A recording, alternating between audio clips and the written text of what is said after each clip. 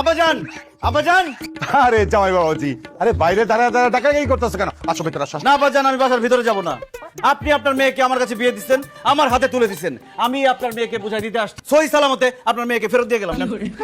হ্যাঁ আলা, কি বলতেছো তুমি এসব? আমি তো ভাবছি আমরা বেড়াইতে আসছি, তুমি আমাকে ফেরত দিতেছো কেন? কারণ তোমার সাথে আমি সংসার করব না সেতু। কি বলতেছো তুমি? এই তুমি আমার সাথে সংসার করবে না কেন? কেমনে জামাই তোর সঙ্গে সংসার করবো? তুই এখনো আকরামরে ভুলতে পারস নাই। এটা মনে হয় জামাই বাবাজি বুঝে ফেলাইছে। আকরাম, এই আকরামকে।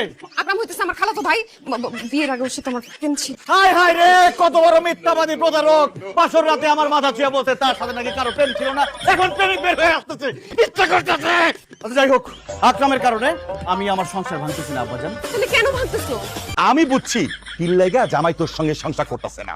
আরে বিয়ার সময় আমি কইছিলাম তুই অনার্স সেকেন্ড ইয়ারে পড়স, কিন্তু তুই যে ম্যাট্রিকে তিনবার ফেল করছস, এইটা মনে হয় জামাই বাবাজিরে তো কুয়া ফেলাইছে। কি, সে তো ম্যাট্রিকটা পাস করতে পারে না, ম্যাট্রিক ফেল করছে।